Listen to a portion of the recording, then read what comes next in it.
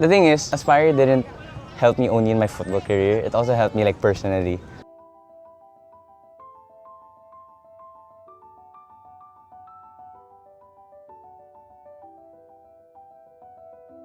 Hi, my name is Aki Tatad. I am 17 years old and I play for Aspire U17. And the year I joined Aspire was 2022.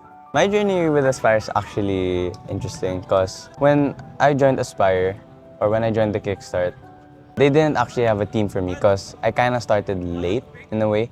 They only had U13 and I was 15 then. So when I tried out for Kickstart, they told me that I can only train with the U13s, but I can't compete. When I first joined, I was really nervous, but at the same time, I felt really welcome because of the coaches. I didn't feel any negative feelings na they didn't want me to be there, or like I didn't feel left out one bit. So I was just really happy about that. The challenges I encountered were probably the lack of experience that I had because I started late and I know the players then my age had so much more experience than I did.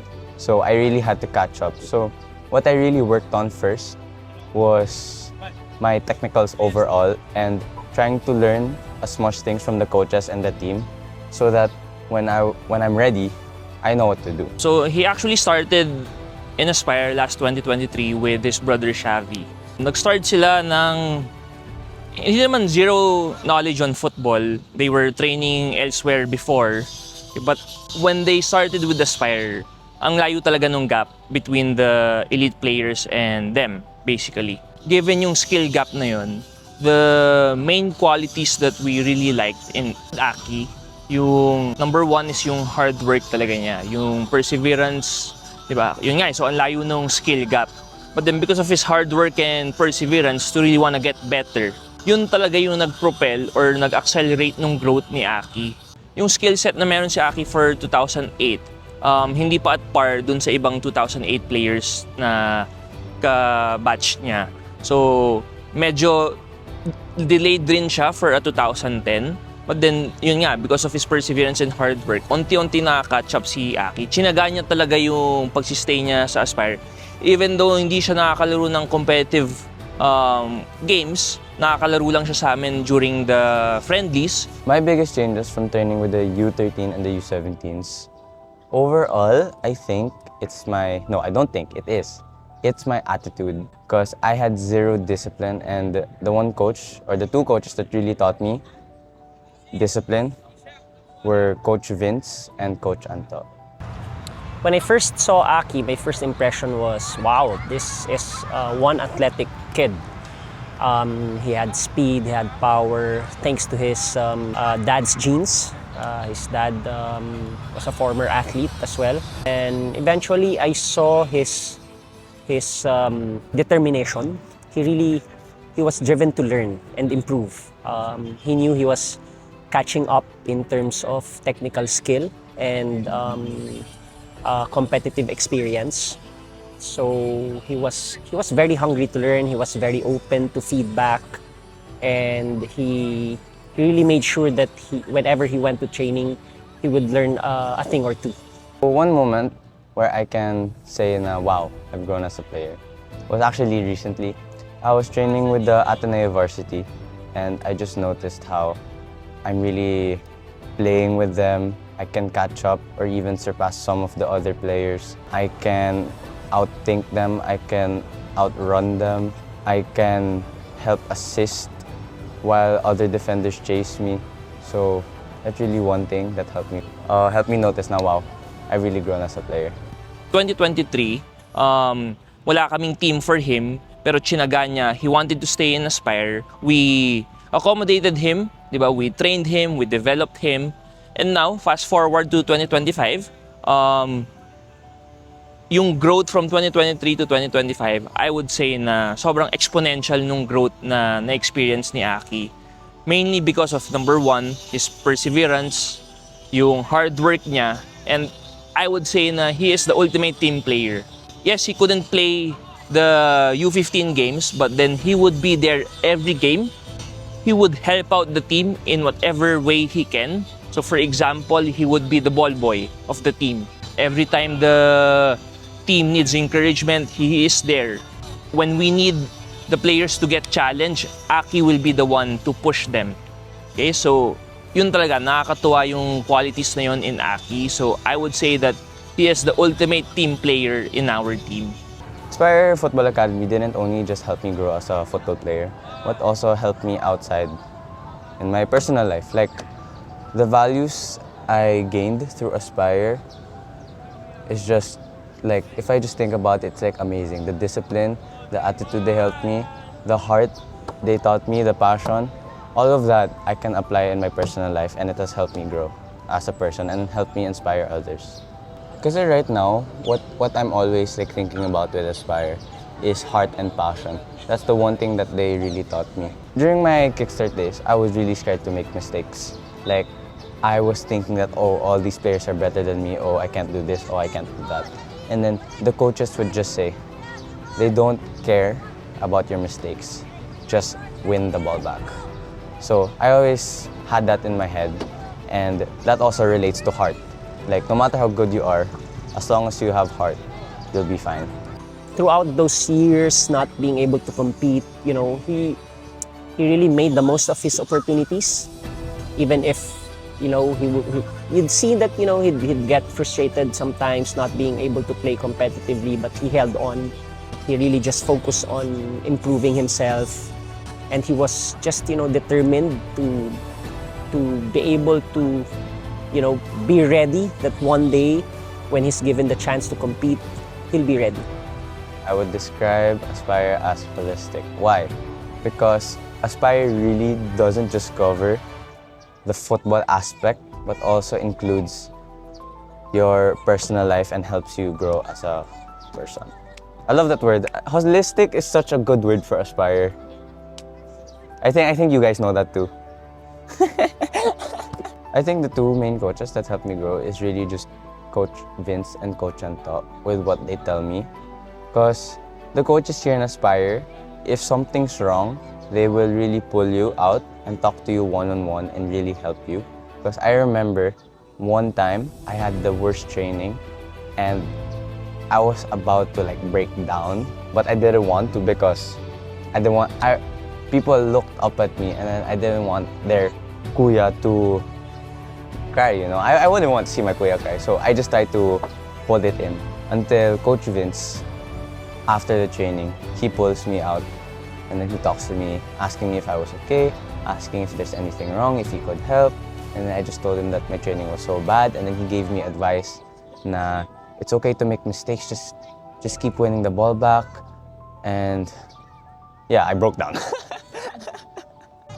Well, it's actually funny because the way the coaches support me outside of football, they comment on my Instagram stories. And I really love that. Like, especially Coach Vince. Like, when I post about food, he's ang sarap ah. And we end up having a conversation. And then, if I'm like training football, he'll say, keep up the good work, Aki. Like, oh, I really love that. When, like, I always expect my friends to text me on Instagram, and then when I see Coach Vince, my day lights up. That's like amazing. Coach, keep messaging me. I think one thing that made me stay in Aspire, not only just about the club and the football, I think it's the people. Because everyone here kind of knows each other in a way, and everyone can connect to each other. Especially when we have the international trips. That's when everyone like comes together. The parents are drinking, the kids are screaming, the kids are in the rooms just playing. Sometimes wherever we are, last time we were in the Alps, we went ghost hunting. Like, I think Aspire is, I could say confidently, my second family. So I don't think without Aspire, I wouldn't be the person I am today. So I'm really happy that I've decided to stay for 3 years and not leave and look for another club.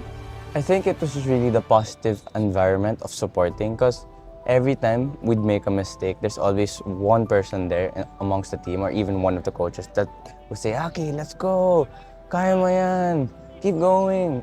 The welcoming environment, like, I don't think there's any other club like Aspire. Like, Aspire is very, very unique. My favorite part about the program are the international trips. Why? because not only you can go against other amazing players outside of the country, but you're basically traveling with your best friends, and that's what I really love. Because like, besides the training camps, the tournaments, I think it's also the friendships you built with and the parents that you hung out with, and even the coaches. I remember every time we go out, the limbering sessions, I love that because we're just walking around, looking around what's there, the stores, talking about weird things, making fun of each other.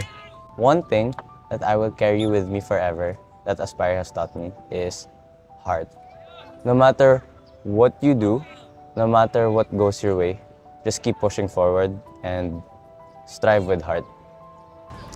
How is the player you are now different from the kid who first stepped on the pitch? Oof, tough question.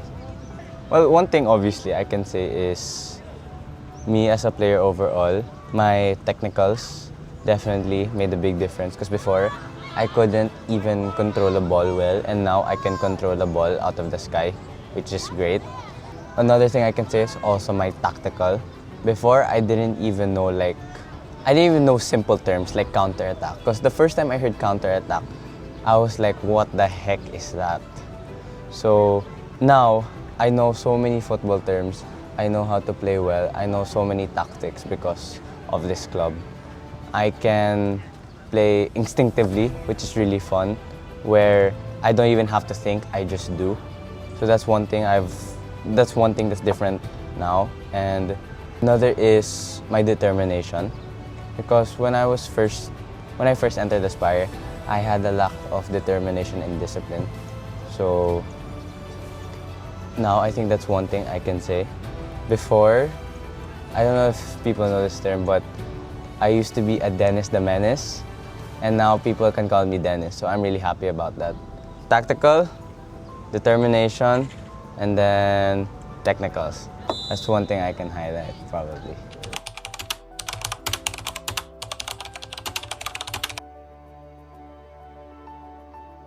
Oh, Aki's story is an example of it's never too late.